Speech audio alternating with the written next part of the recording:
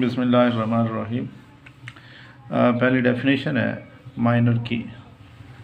Late A be a square matrix of order n the matrix obtained from deleting its ith row and jth column is again a matrix Mij but its order is n minus 1। तो Mij को हम minor कहते हैं। इसमें simple definition ये होती है, जैसा प्रीवियस आपने एवेलुएट भी किया, कि अगर फर्स्ट रो फर्स्ट कॉलम छोड़ दिया तो आपके पास पीछे डिटर्मिनेंट का जो आर्डर है वो रिड्यूस हो जाता है, और जब आर्डर रिड्यूस हो जाता है तो वो माइनर कहलाता है। कोफैक्टर का एक स्टैंडर्ड आगे फार्मूला है, और late Mij with I jth minor of square matrix A of order n, then we define Aij is equal -1 की power I plus J determinant of Mij where I stands for rows and J stands for column।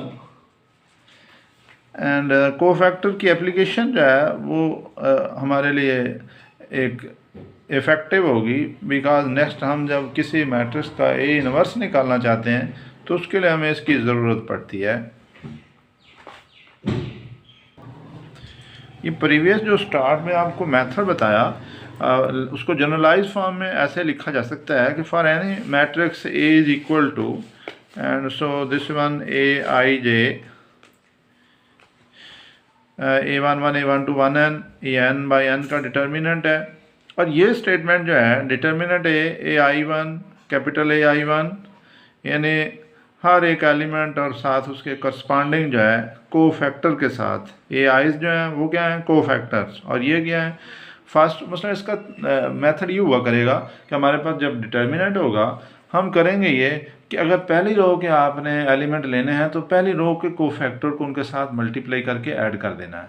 अगर column wise लेते हैं तो फिर भी ये भी ठीक होगा, और अगर थर्ड रो को आपने सिलेक्ट कर लिया तो थर्ड रो के कोफैक्टर निकालेंगे और उसको उसके साथ मल्टीप्लाई करेंगे, और इस ईजी वे कि आपको पूरा डिटर्मिनेंट वो ओपन करने की, एक्सपैंड करने की ज़रूरत नहीं है। And further we will study there are two methods for finding the values of determinant. One is the evaluation or the expansion method, and the second is using the properties and without expansion.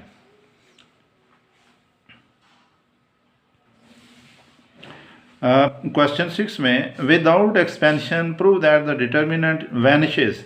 Vanishes means a determinant equal to 0. तो question पहला part है B C C A B 1/a 1/b 1/c a square b square c square. So simple R2 जो है उसको multiply कर लिया ABC से, और जब मल्टीप्लाई करेंगे तो बाहर बैलेंस करने के लिए उसको आप उसके साथ डिवाइड भी करना पड़ेगा।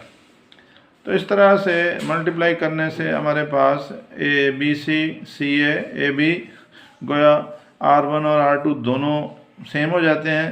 And this is the property कि जब दो रोज बराबर होती हैं तो फिर डिटर्मिनेंट की वैल्यू जो है वो इक्वल टू 0 बन जाती है।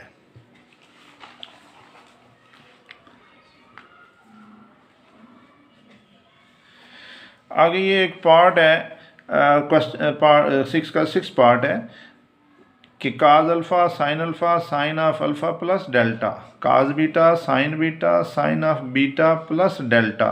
ये शो किया हुआ है कि ये आपके पास एंगल डेल्टा को ज़ाहिर करता है। Cos gamma sine gamma and sine of gamma plus delta.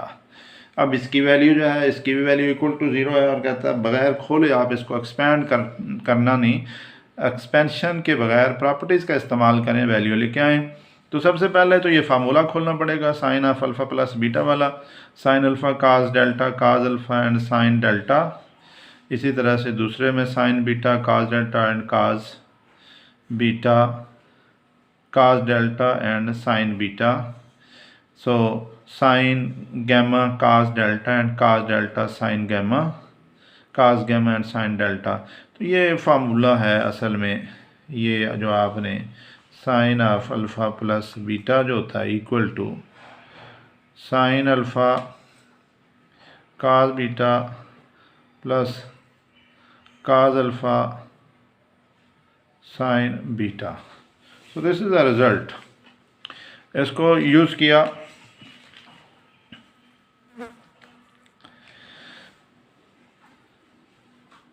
और इसमें चूँकि थर्ड कॉलम जो है C3 जो है वो कंसिस्ट करता है 2 टर्म्स पे, तो 2 टर्म से मुश्तमिल है। इसका मतलब हम इसके 2 डिटर्मिनेंट खोल के लिख सकते हैं। एक में ये पहला हिस्सा साइन अल्फ़ा काज डेल्टा वाला और दूसरे में काज अल्फ़ा साइन डेल्टा वाला, और इस तरह 2 डिटर्मिनेंट्स आ जाएंगे। फिर इसमें से हम फर्दर देखेंगे कि कॉमन क्या निकलता है। काज डेल्टा ये थ्रू आउट कॉमन है। ऐसे आगे में ये साइन डेल्टा जो है वो कॉमन निकल रहा है। तो ये जो जो कॉमन आ रही हैं वैल्यूज़ उनको कॉमन ले लें, और फिर आप देखें आगे कि ये cos alpha sine alpha, cos beta sine beta, cos gamma sine gamma and sine gamma. तो ये दोनों मेरे पास C2 एंड C3 ये दोनों आपस में क्या हो जाते हैं, सेम हो जाते हैं, आइडेंटिकल हैं, जिसकी वजह से डिटर्मिनेंट की वैल्यू जो है वो इक्वल टू 0 हो जाएगी। और इसमें अगले में आपके पास जो है वो C1 और C1 एंड C3 ये दोनों आपस में सेम हो जाते हैं, जिसकी वजह से इसकी जो वैल्यू डिटर्मिनेंट की वो भी आपके पास इक्वल टू 0 बन जाएगी। सो इन दिस वे 0 0 हैं तो हम दोनों को ऐड करेंगे और ये हमारे पास आंसर जो आ जाएगा, ये ए का डिटर्मिनेंट जो है वो would be equal to 0। So that was using the properties of this one. Next एक पार्ट है 9 पार्ट क्वेश्चन इसी का। ए का डिटर्मिनेंट ए की पावर m प्लस ए की पावर माइनस m का स्क्वायर, ए की पावर n माइनस ए की पावर माइनस m का स्क्वायर, ABC। इसी तरह से सेकंड रो है। फिर मेरे पास जो है वो थर्ड रो है, b की पावर n, b की पावर माइनस n, c की पावर m माइनस c की पावर m। अब किया ये है कि उसने C1 में से C2 by C1 minus C2 कि C1 से C2 को माइनस किया है, सब्ट्रैक्ट किया है। और सब्ट्रैक्ट करने के साथ आप देख रहे हैं कि ये एक फार्मूला बनता है जो ऊपर मैंने लिखा है, a प्लस बी का square minus A minus B का square is equal to 4ab। कि ये किसकी इक्वल होता है, ये 4ab की इक्वल है। और नाम भी अगर चाहें तो वैसे भी खोला जा सकता है, फार्मूला ना लगाएं तो फिर भी आपके पास चीज़ें जो है वो इसी तरह से सेम आंसर आएगा। लेकिन अब आप देखें यहाँ पे ए की पावर m ए की पावर माइनस m आपस में एक दूसरे को कैंसिल कर देंगे, ये 4 4 बन जाएगा।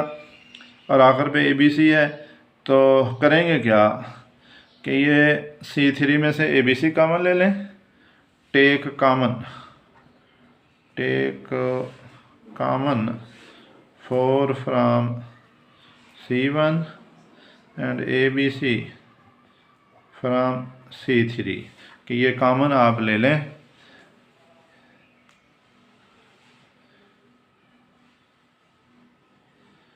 ये कॉमन लेने के साथ आपके पास जो है 4ABC बन जाएगा 1 1, और इस तरह से 4 विद ABC आ जाएगा 1 a की पावर m माइनस a की पावर माइनस m का स्क्वायर 1 एंड 1 b की पावर n माइनस b की पावर माइनस n का स्क्वायर। इसी तरह c की पावर p माइनस c की पावर माइनस p का स्क्वायर। सो और C1 एंड C3 के सेंस ये हमारे पास चीज़ आ गई है कि C1 और C3 जो हैं वो सेम आ रहे हैं, इक्वल हैं, आइडेंटिकल हैं। इसकी वजह से 4ABC इंटू 0 होल की वैल्यू जो है वो डिटर्मिनेंट की वैल्यू जो है वो इक्वल टू 0 हो जाएगी।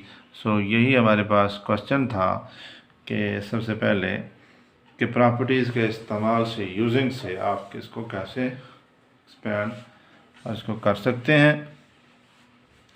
सो दैट वाज कंप्लीटेड। नेक्स्ट इंशाल्लाह इसके अगले क्वेश्चन करेंगे। आगे मैंने एग्जांपल हैं जो पेज आपको मैंने बताए हैं उनको आपने देखना है, उनको लिखना है। उसमें मुख्तलिफ डेट के डिटर्मिनेंट का फार्मूला है वो भी दे रखा है, और कोफैक्टर वाला जो इन्वर्स का फार्मूला है वो भी उसमें मेंशन है।